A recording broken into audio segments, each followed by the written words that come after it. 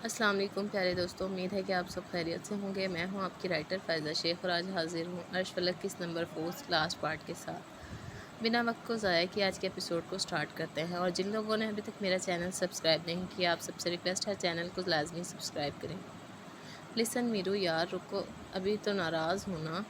وہ اس کے پیچھے تیز تیز چل رہا تھا کیونکہ میرا اس سے ڈبل تیز رفتار میں چل رہی تھی۔ شام کے 6 بجے وہ سب پہنچے تھے کیونکہ سردی عصر کے وقت سے زیادہ ہونے لگ جاتی تھی۔ وہاں تو ہوٹل جو بک کروایا گیا تھا سب کے لیے، سب اپنے اپنے رومز کا سن کر اسی طرف جا رہے تھے۔ میراق کو موقع ہی نہیں ملا تھا میرا کو منانے کا۔ اس نے ریلیکس ہو کر سوچا کہ اسے مری جا کر منا لے گا، لیکن یہاں میرا الگ بس میں تھی اور میراق الگ بس میں۔ اب جب وہ بس سے اترا تو ساتھ والی بس سے ہی میرا اتری تھی۔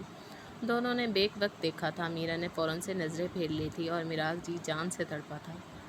وہ اس کی ناراضگی کیسے مول لے سکتا تھا جو اس کی مسکان کی ہر پل دعا کرتا ہے۔ وہ اس کے پیچھے ہی ہوا، مگر اسے معلوم تھا کہ پیچھے آئے گا، تبھی تیز رفتار سے چلنے لگی۔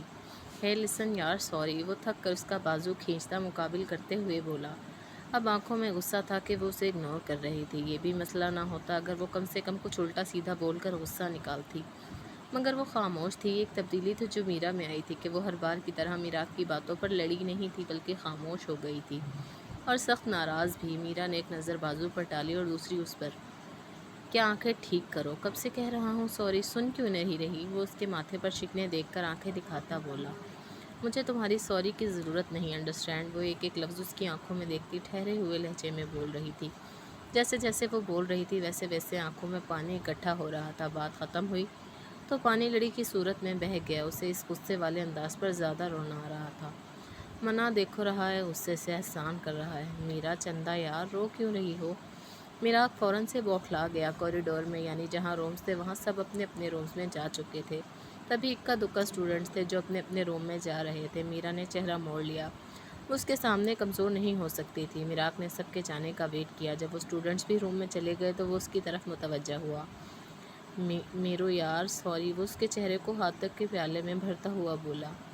دور رہو، تمہیں تو زبردستی بلایا تھا نا مجھ سے ملنے کے لیے۔ وہ سوں سوں کرتی اس کے ہاتھ جھٹک گئی۔ میراق حیرت سے اسے دیکھنے لگا۔ اس بات پر ہرٹ ہوئی تھی وہ؟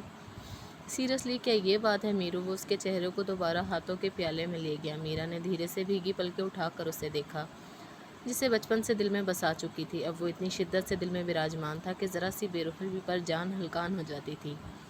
6 ماہ وہ اسے دیکھے بنا رہی تھی۔ وہ جانتی ہے کہ کیسے گزارے یہ 6 ماہ اس نے۔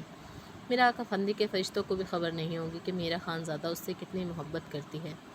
تم نہ دفع ہو جاؤ، اتنے برے ہو تم۔ وہ پھر سے اس کی نرم آواز پر رونے لگی۔ اسے وہ وقت یاد آنے لگا جب جب اس کی یاد میں راتوں کو ہاسٹل کے روم میں جاگ کر گزارتی تھی، جب جب نیند کے لیے اس نے پلز یوز کی تھی۔ ایسے نہیں دفع ہو جاؤں، جہاں جاؤں گا تمہیں ساتھ لے کر جاؤں گا، وہ اس کی سرخ ہوتی ناک کو کھینچ کر کہتا ہنسا۔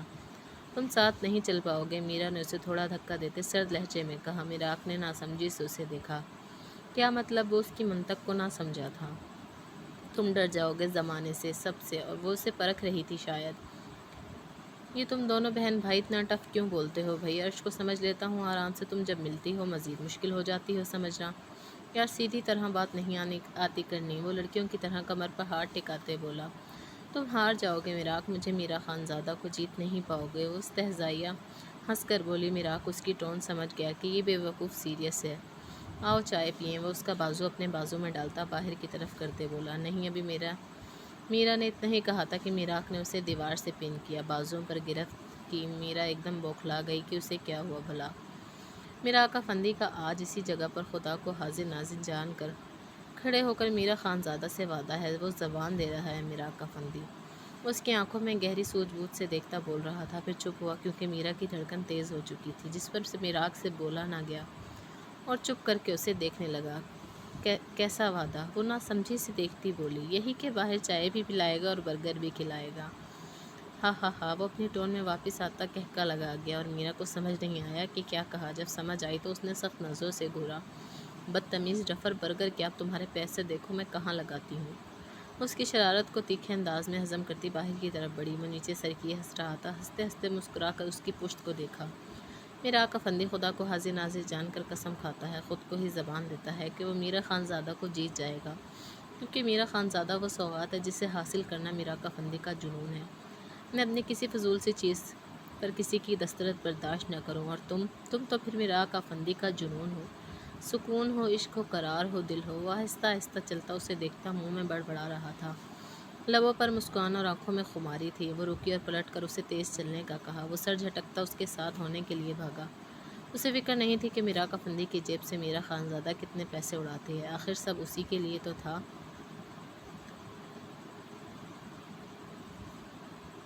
سنو، مراق جو میرا کے لیے چائے کا آرڈر دے رہا تھا کسی نسوانی آواز پر پلٹا۔ سامنے ہی کوئی خوبصورت سی لڑکی تھی، آنکھوں میں سر پن لیے سنجیدہ چہرے کے ساتھ۔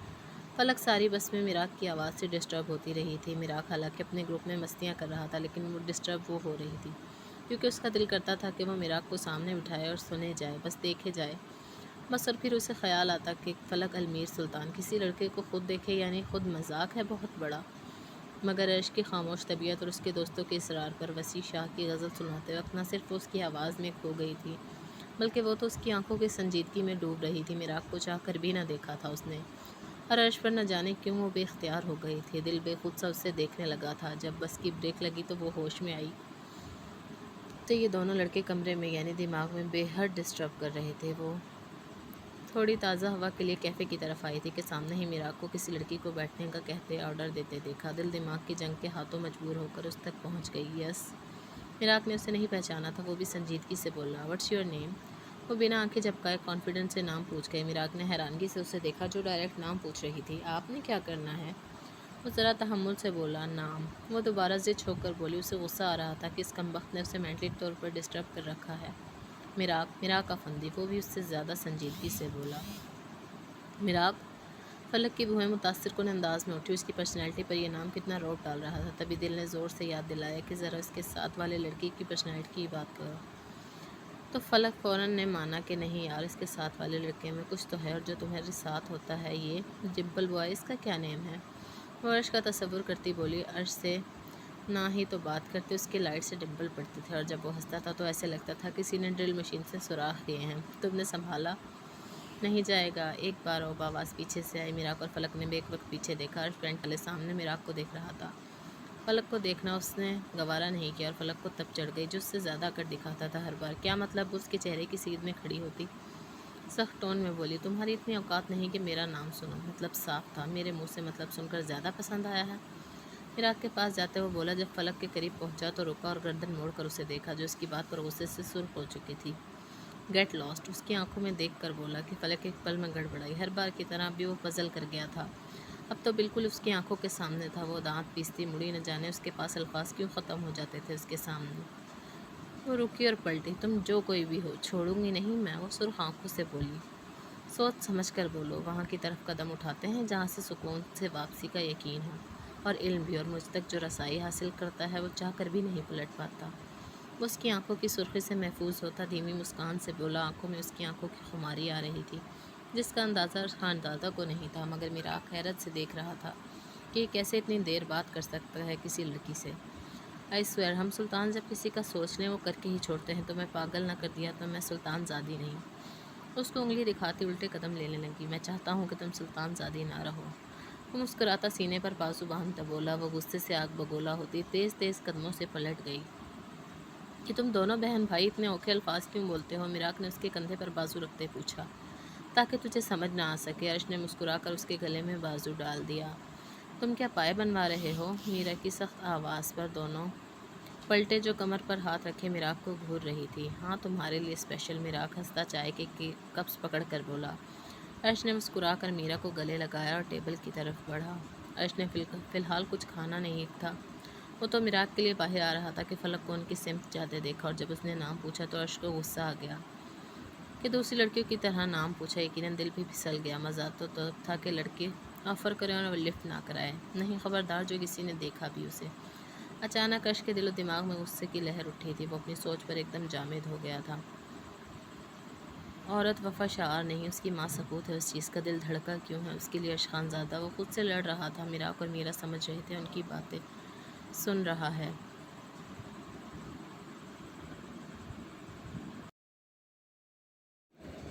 بس کرو فلک، کول ڈاؤن یار، کیوں ان لڑکوں کی وجہ سے خود کو عذاب میں ڈالا ہوا ہے؟ انم اسے دیکھتی تھک کر بولی۔ جب سے وہ عرش سے انسلٹ کروا کر آئی تھی تب سے اس کا غصے سے برا حال تھا۔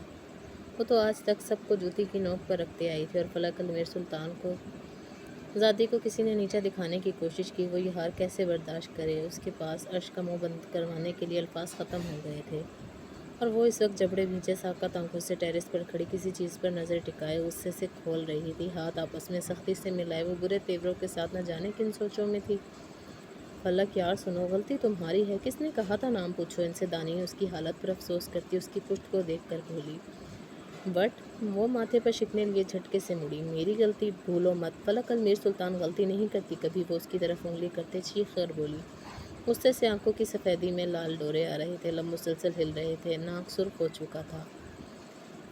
Just shut up. अभी दानी ने उसे कुछ समझाना चाहा कि वो दहाड़ी के अनम ने पल उसकी हालत पर सहम सी गई, परेशान भी हो गई।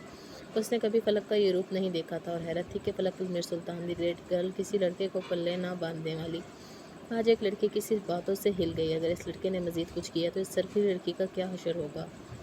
अनम उसकी हालत सोचती झिरझिरी ले गई। मैं इसे बताऊंगी, वो जो कोई भी है उसे बताऊंगी उसने किससे पंगा लेना चाहा है। नींदें हराम न कर दी तो मेरा नाम भी फलक अल मीर सुल्तान नहीं। लिख लो। वो गुस्से को काबू करते हुए अनम की तरफ पलटी। वो नासमझी से उसे देखने लगी। फलक ने टेबल से स्टिकी नोट्स उठाए और वक्त टेबल पर वही थे। दानिन और अनम हैरानगी से उसकी कार्रवाई देख रही थी। वो तेज़ी से अनम के पास आई और उसके हाथ में पेन और नोट्स दिए। क्या? अनम ने नासमझी से पूछा। लिखो। गुस्से से उसका सांस फूल रहा था। क्या लिखूं? अनम को वो कोई पागल ही लग रही थी। लिखो कि फलक अल मीर सुल्तान अपनी जान की कसम खाती है वो उसे तड़पा कर रख देगी और अगर ऐसा ना हुआ तो फलक जिंदा नहीं रहेगी। लिखो। वो जुनूनी अंदाज में अनम की आंखों में आकर गाढ़े गुस्से से कांपते लबों से बोल रही थी। अनम और दानीन उसकी बात पर शशदरदा सी रह गईं। Just be in your senses. दानीन पहले हैरान थी, फिर होश में आती उसके अल्फाज पर उसे कंधे से झटक कर थप्पड़ मार कर दहाड़ी। पलक लड़खड़ा कर नीचे गिरी। अनम के तेवर भी सख्त हो चुके थे। I am not. वो पलट कर दोबारा उसी के अंदाज में चीखी। तुम इतनी बेवकूफ़ हो, उस लड़के की चंद छोटी सी बातों की वजह से अपनी जान की कस्में खा रही हो। इतनी सस्ती है जान तुम्हारी, इतना सूखा है सांस लेना, इतना आसान है मरना, मौत को दावत देना। फजूल बोलते हुए ज़रा सोचती क्यों नहीं हो? दानीन का पारा हाई हो चुका था। वो इतनी बेवकूफ़ थी वो सोच नहीं सकती थी। हाँ हाँ हाँ, वो दांत पीस कर बोली। आंखें सुर्ख हो चुकी थी। फलक अल मीर सुल्तान के लिए सब कुछ आसान है। उसकी इतनी हिम्मत कि वो मुझे औकात की बात करे। अरे वो जानता ही क्या है मेरे बारे में। फलक हूँ, आसमान, ऊंचाई, बुलंदी मेरे नाम के साथ। मैं खुद एक पहचान हूँ। वो है ही क्या जो मुझे नीचे झुकाए। आई स्वेयर मैं उसे बताऊँगी अब के फलक कौन है। Mind it. वो दोनों को उंगली से अपॉन करती वॉशरूम की तरफ तेज़ी से गई। यकीनन उसका इरादा शावर लेने का था, वो अपने गुस्से को ठंडा कर सके। ये पागल तो नहीं हो गई? अनम ने परेशानी से कहा। उसे गुस्सा इसलिए नहीं कि इस लड़के ने उसकी इंसल्ट की है। वो वॉशरूम को घूरते गहरा सांस लेती बोली। फिर क्यों चीख रही है ऐसे? अनम को शदीद उलझन हो रही थी इस वक्त फलक की साइकी पर।